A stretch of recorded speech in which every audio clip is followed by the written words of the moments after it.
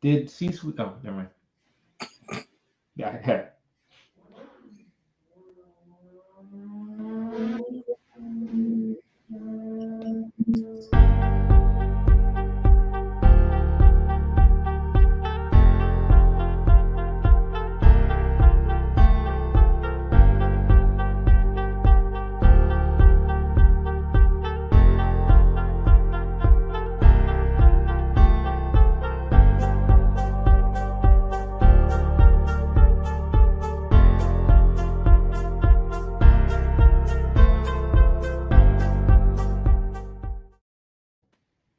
Hi, and thank you for joining us for this episode of the State of Leadership, Simple and Beyond. That is Robert Hilliard. I am Whitnie Wiley, and we are here on Thursdays, 3 p.m. Eastern, 12 noon Pacific, talking all things leadership. And today we are doing a part 2 of a series on feedback. Last week we talked about giving feedback, the 5 keys to giving impactful feedback. And today we're going to be talking about receiving feedback, because it's just as important that you learn and grow as it is for your people to learn and grow. So any opening thoughts, Robert, before we jump into the 5 keys? You took my my opening thought was it's just as important. And one of the things that I found in my career, that few leaders really are good at receiving feedback, but the best leaders are the ones that are good at it. Absolutely. Absolutely. And that's what we want for you, right? To be the best leader you can be. So we're going to get started talking about what the 5 keys to receiving feedback are. And the very first one has to do with creating an environment and an attitude that allows you to actually receive it, right? You can't receive it if you're not in a good place, a good mindset for it, and you don't create an environment where people will want to give you feedback. So it's important that you have an attitude of curiosity, that you are open and receptive and approachable. And when you think about these things, particularly if you're sitting with someone in person, what signals are you sending? Not just you saying, I would love to hear your feedback, or would you give me feedback? But how is your body language? How are your facial expressions? Are they in alignment with the words that you want feedback, right? So if you're saying that you want it, and then you're sitting with your arms crossed, or you're on your phone or some other device and you're not paying attention, are you really sending a signal that you're receptive to hearing what you're about to hear? Right. And like you mentioned, it really starts before the feedback. You need to set up an environment, create an environment where people know that as the leader, you are willing to receive their feedback. It's really about creating a culture where you can give and receive feedback for the growth of the group, of the team. And a lot of leaders, and I've mentioned this before on previous broadcasts, that I've seen a lot of leaders that they just like to have royal courts where they sit with all their people, and their team will come in and just only give them positive feedback, because they know, the team knows from painful experience what happens when they give negative feedback. I've seen it at all levels of organizations, especially unfortunately at the very top CEO level. And one of the things I think is important in helping to create that environment, the culture for you having that attitude, is being clear why you're asking for the feedback, right? What's the goal? What is the goal? What's the end game of having this information? Remember last week we talked about feedback is information. That's all it is, right? It can't hurt you. It can't hurt you to give it. It can't hurt you, or at least it shouldn't It hurt can you hurt to your give it. ego, though. It shouldn't hurt you to receive it. But you need to have a goal. What is the goal behind either receiving it or giving it? And when you're clear on the goal, then it makes it a little easier to create the environment that goes along with that. It makes it easier for you to be non-judgmental about what you're going to hear. It will make it easier for you to be curious. And curiosity is what will lead to a future step. But being curious and truly wanting to know how you can improve, and having an idea of how you're going to use the information that you're going to get, if you're going to use it, and we'll talk about that later, if you're going to use it to actually improve, and what areas are you looking to improve. So it's helpful when you're asking for feedback to be specific about what it is you're looking for, not just leave it open-ended. And so having a goal will make a huge difference in that respect. Absolutely. And the real reason to give feedback and the real reason to receive feedback is to improve performance, right? That's it. Absolutely. No other reason to do it. So now that you've created this environment and you've got a good mental attitude about it, right? You're open and approachable and all of that. You're going to have to be an active listener. And you're going to want to, again, be curious, which means what? Not interrupting, right? Allowing people to say what it is they have to say. And then at the appropriate time, asking questions to get clarity about what it is the person is saying, not asking questions to be defensive, right? You're not using it as a way to block what you're hearing, but to understand, so that you make sure that what you think you're hearing is what you're actually hearing, so that you can use it, if at all, down the line. Yeah. And for me, I kind of block it into kind of a package. You want to paraphrase what you think you've heard to make sure you're on the same page, to make sure you actually heard it correctly. And then you can ask some questions to get clarity. And that's really important, because, and we'll talk about why this is so beneficial, but you don't get a chance to see yourself when you're doing something. Other people have a perspective that can be really helpful. So it's one of those rare opportunities to see from someone else's eyes how you appeared, what you did, the impact that you had. So it's really helpful. So I always say you want to paraphrase and then ask questions to get more clarity, more specifics.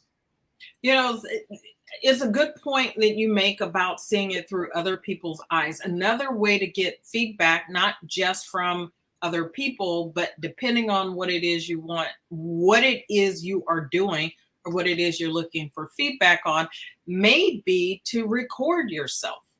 Right? There may be opportunities or certain situations where you want to record yourself so that you can see what other people are saying, objectively, what other people are saying.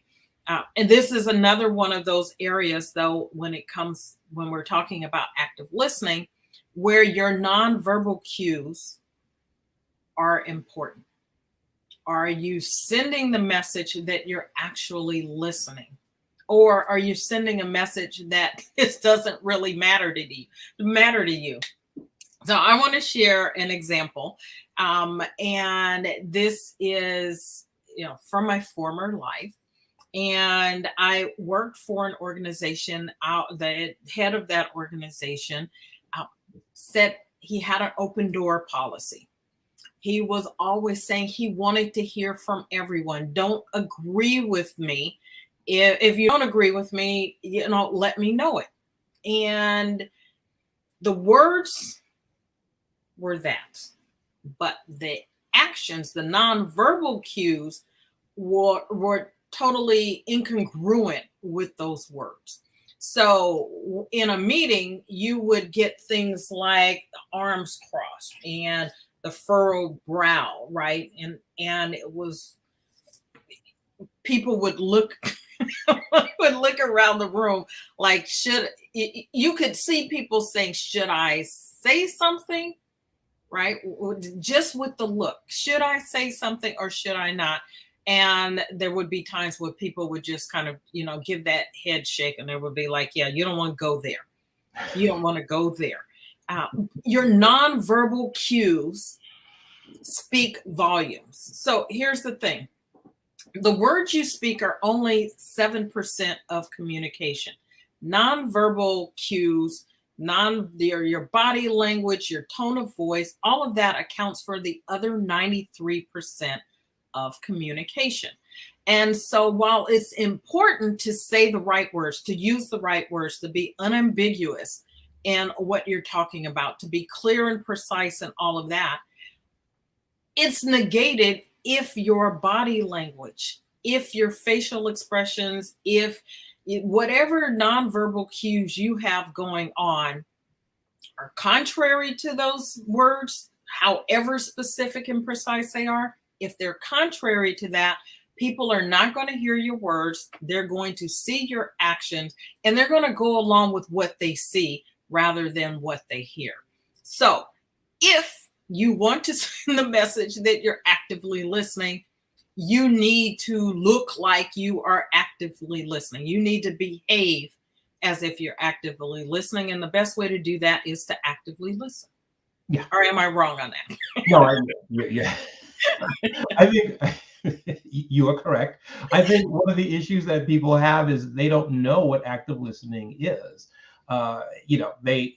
Because they think it's this stuff, which is part of it. It's body language, absolutely. But it's also making sure, like I said before, making sure you're on the same page. You're engaged in that conversation with them. And if you need to ask a question, ask a question.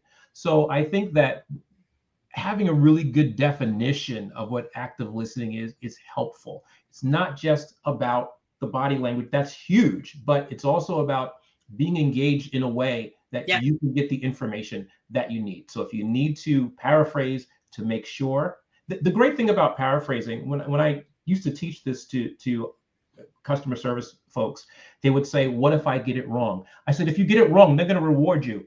They're going to tell you what you got wrong. So don't worry about it.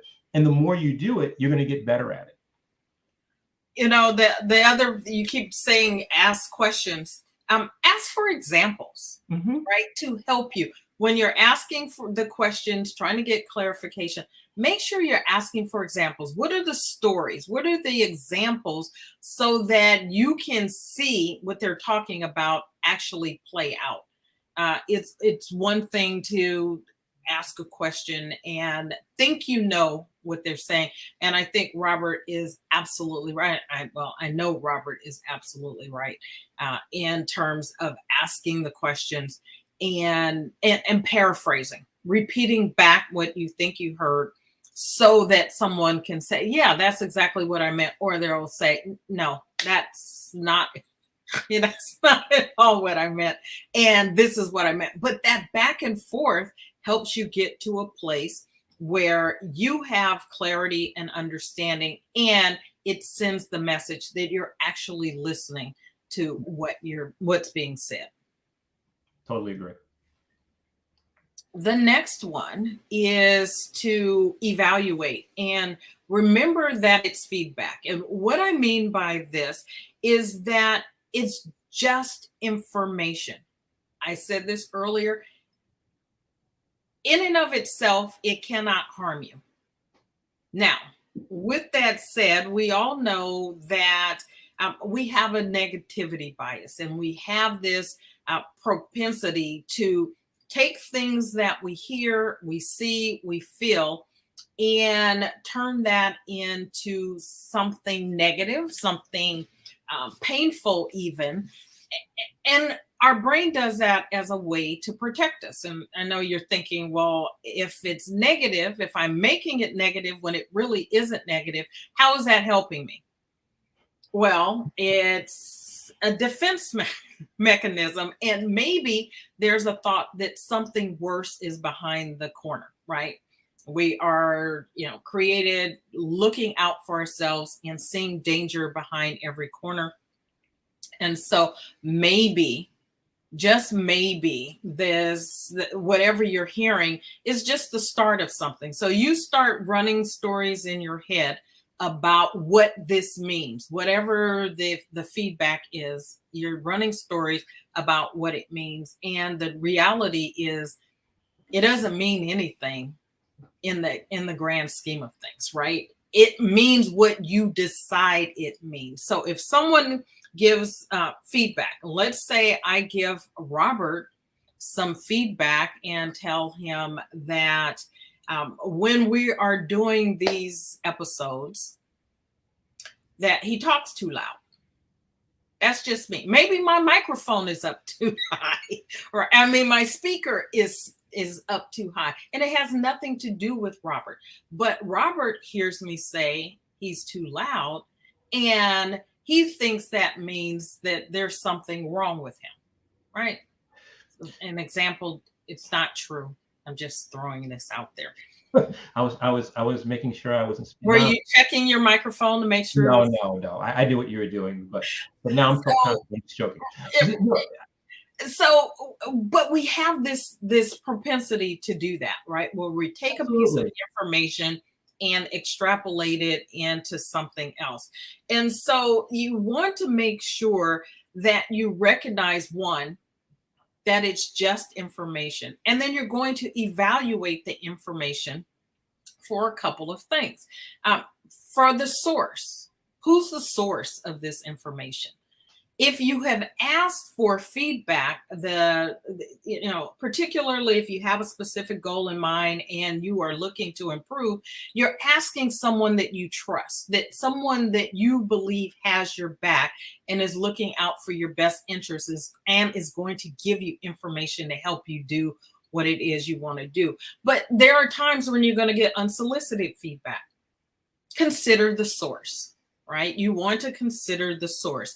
And then you want to consider whether what you're hearing is requiring something major of you or something minor. Is it that you need to tone down your voice, or is it that you need to work on some other aspect of your voice? Is it major? Is it minor? Does it matter in the grand scheme of things? Does it matter as it relates to what it is you're trying to do? If someone's giving you feedback and it's not related to what you've asked them for, do you need to do anything with that information? Think about whether or not it's something you're hearing over and over again, right? Are you hearing it from multiple people? Are you hearing, have you been hearing this over a long period of time, right? If you've been hearing this for the last 5 years, last 10 years, maybe that's something you really want to pay attention to, as opposed to something you've heard one time and never heard again, or you never hear it again. So you want to keep those things in mind. And then in the end, you get to decide whether or not you do anything with it. Just because you hear it doesn't mean you have to act on it. And so you have to evaluate what you hear, the information that you get, in order to make a plan to put it into action.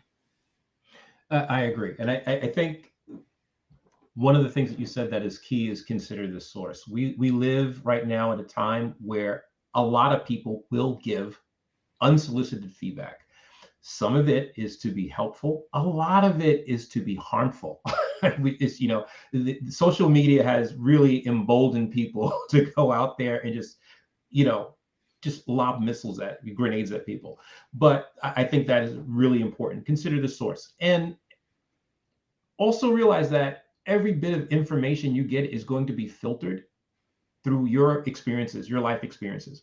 So if you are the type of person that when feedback was given to you when you were younger, it was negative, you're going to have that same reaction. Know how you typically react to feedback and know that you are filtering it. That's one thing. So self-awareness, again, something that we talk about a lot on our program, it is very key. I also want to add two things to that. Keep an open mind.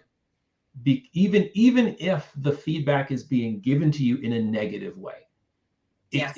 It's really, all of us bristle when someone is really giving harsh feedback. Most of us, I'll say that, because there's some people that are really good at accepting it without reacting. But in that harsh feedback may be a kernel of truth. It may be something that you can do to be better at your craft. That's one thing. The other thing is, take some time to process.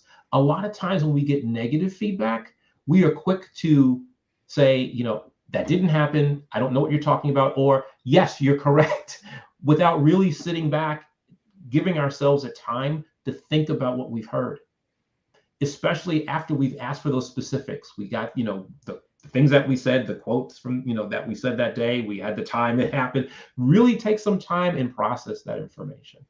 I love that you just said that, this thought that we have to immediately respond or immediately do something with the information is just not true. You can hear what someone has to say, solicit it or not, right? Just hear it and say, I'm going to take some time to ponder what you said, to sit with what you've said. It's okay. You don't have to respond immediately, and you don't have to take it personally, right? You don't need to take it personally is the point here. Remember that it's information. It's not necessarily true. Right. It could have some kernel of truth in it. And if you are trusting that particularly on solicited feedback, that the people that you've asked to give it to you have your best interests at heart, it's okay to say thank you, which we'll get to later, and just say, I'm going to sit with this a little bit and not get sort of wrapped around the axle of what it means, and take some time to actually process what you're hearing. Yep, absolutely. Absolutely. And then that leads into paying attention to noticing how you feel, right? How do you feel? And where are you feeling it, right? Is what you're hearing in the moment, is it making you anxious? Is it stressing you out? Are you angry? Right? Or are you like, yeah, I recognize that as something, and it's like, okay, I'm sort of resolute. That's something that I need to work on. And how do you react to your emotion or the feelings that you have when someone says something, right? So you recognize that you have feelings and that you want to recognize where they're coming from. And then take the time to process not just the feedback, but what it's doing to you, how it's making you feel, and where you're feeling it. It's important for you to be able to do that so that when it is time to respond, you're responding, not reacting. You're not, what's the word I'm like, you're not overreacting. Right? That your, however you respond is appropriate and measured for what you've heard, and your ability to actually process the information so that you can make a plan and set a strategy for using this. Because ultimately the goal, going back to Robert's point earlier, is for your growth. And so if you get too wrapped up in the feelings, it will distract you from the actual goal that you're trying to achieve, which is to improve your performance. This is what you said was perfect. Know what you're feeling and know where you're feeling it. I think that it's one of the things that I work with my clients a lot. How does that mean? I have anxiety about this. Well, where do you feel it? Because a lot of times our reactions, I'll say that, have become so automatic that we don't pay attention to what's happening inside our bodies that's really giving us clues that we're excited, that we're anxious, that we're angry. And so we ignore them because we've all been taught, you know, there are certain emotions that you should express, and there are other emotions that you shouldn't express. And because of that, when those stronger, more quote unquote negative emotions, I don't believe that any emotion is negative. We tend to push them down or ignore them. But no, you want to be able to understand what's going on, know what your triggers are, know how you typically react when those things happen. And if it's a negative thing, if you react in a negative way, have a plan for reacting in a way that's going to give you better results. Right. And you can think of the some of this as resistance. So if you got some emotional response, there's some resistance in that, which means that being even more curious. So there's a curiosity that you have to elicit the feedback. Then there's a curiosity about how you're responding to that feedback, right? Why are you responding the way that you're responding? If someone is telling you, and going back to my earlier example, if you are inviting people to give you feedback, to share their thoughts, to, let me know that whether or not I'm on the right track, and then people give you their thoughts and their feedback, and then your response is to get angry about that. Why are you getting angry? Right? That's separate from the feedback itself. Why are you angry? And so there's a need to get curious about where that's coming from. And more likely than not, it's not coming from the feedback. It's coming from something somewhere. It's a trigger for something else that hasn't been addressed, that needs to be addressed. Because that reaction itself, the resistance is itself feedback, right? Resistance is feedback. And you've got to get curious about what that is, why it is, and address that. And that's a self-awareness thing. I almost said right on. So triggers come from the past. So if you're being triggered, they're bringing up something that has come up before. It's probably time to work on it. So a lot of times I've seen this. Leaders will get upset about something, but it's not the first time they've heard it. They've heard it before. And so that's the opportunity. It's the opportunity to really look at yourself, look at what you do well, particularly look at what you do, what you have a deficit, at, and work on that. Make a plan to make that better, so you have a more well-rounded approach. And I've seen a lot of leaders that really lean on one thing, and that's why they don't welcome feedback, because they see that what they're doing is working for them. And yes, it may be working for you in this organization. It might not work for you in another organization. It may be working for you in this part of your life. It may not be working for you in other aspects of your life. So that's something to think about. Sure, it's working here, but perhaps you could take that feedback and apply it someplace else. And I think that's really important. So and I know you're going to get to gratitude, but it is a gift. Absolutely. And so what can you do, right? And we talked about what it is, but what can you do? Just start by taking a break. Just start by breathing. You will be amazed at how, if you're not already familiar, how helpful taking some deep breaths can be to help you manage your emotions, to help you bring your state back to where you want it. And so take the time to breathe, take a break if you need to, reschedule if you need to, right? And then come back to it when you are in a better and more receptive state of mind. Yep.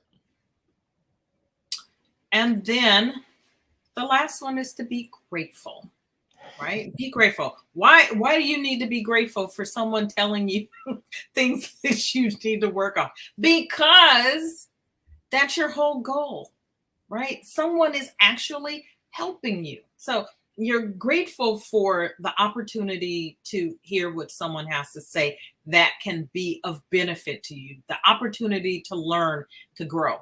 If you're not learning and growing, right? They say if you're not growing, you're dying. So, opportunity to learn, to grow is something to be grateful for. The other aspect of this is that someone has taken the time and the energy they've given of themselves at your request. This is for solicited feedback. Even unsolicited feedback, you can be grateful for, right? Even when Robert mentioned social media and people sort of going down rabbit holes and paths that, sometimes you read the comments or some input that someone has, and you can tell that it's not about you, it's about them. You can be grateful that you recognize that it's about them, that it's not about you. But in general, that someone cares enough, the people that you are asking for feedback from, that they care enough to share with you so that you can become what it is you are seeking to become, improving your performance, improving your relationships, whatever it is. It's a rare gift to know how other people view you. Think about the time when I'm going to say some things that are going to seem weird. You walked out the house without zipping up your zipper or, maybe tucked your dress into your pantyhose. Wouldn't that have been a gift for somebody to say to you before you left the house, hey, look, you have this issue. Spinach in your teeth. Anything. Right? Yeah. Your shoelace is untied. You probably should take care of this before you go out into the world. That would have been a gift, but we don't look at the other types of feedback, performance feedback, when it comes to our job and especially leadership, as the gift that it really is. It's a gift. So look at it that way. And I have some other things that, if you look at it as a gift, own your errors and own your compliments. You'd be surprised at how many people cannot accept compliments when people give them really good feedback. They try to put, I was one of these people, and I had a teacher that whenever he would give me feedback, I would try to find ways that it wasn't true. To minimize it, right? To minimize it. And his response to me was, here's what we're going to do. I don't give compliments a lot. So when I give you a compliment, you're going to say thank you. That was it. Exactly. You say thank you and then zip it. So, right. Yeah, that is such a good point. We've talked a lot of sort of about the negative side of feedback, but there is a lot of positive feedback, and that you've got to be okay hearing that. And humility isn't self-degradation. It isn't self-deprecation, right? It's recognizing that you haven't done it alone, that you haven't done it by yourself. Other people have been a part of your journey, your success journey, the things that you've learned. Other people have come alongside. So you don't need to minimize your part in your success. You are a part of your success. And as Robert said, all you have to do is say thank you and then zip it. Mm-hmm. And the other thing, showing gratitude, let the person know if you're changing something, let them know that you've changed it. So look, thank you so much for giving me that feedback. Here's what I'm going to do differently, or here's how you've helped me. It's all about showing appreciation in that way as well. I love that. And with that, anything else, any final thoughts that you have? No, we've really beat this one up. So I think we're good.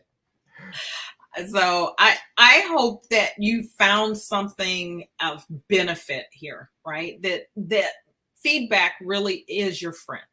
And if you look at it as your friend and an opportunity for you to become what it is that you want to become, who it is you want to become, a better leader, right? The bottom line is this is about becoming a better person and a better leader. You become a better person, you become a better leader.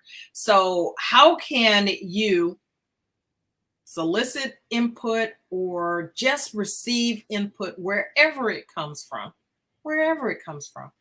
unsolicited or not, right? Say thank you, use what you want to use, and keep it moving, right? The bottom line is it's for you to decide ultimately how to use what you get.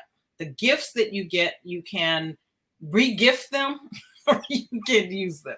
So with that, we want to thank you for joining us for this episode of The State of Leadership, Simple and Beyond. We are here every Thursday, 3 p.m. Eastern, noon Pacific, talking about leadership. If there's a topic you would like for us to cover, please reach out. You can DM either Robert or I. And if there's a way that we can help you individually or your organization, whether it's your team, a project team, a permanent team, your department, whatever, reach out. Let us know. We can schedule an exploratory call with you to see how we can be of assistance to you. So until next time, we want to again thank you and take care. Bye now.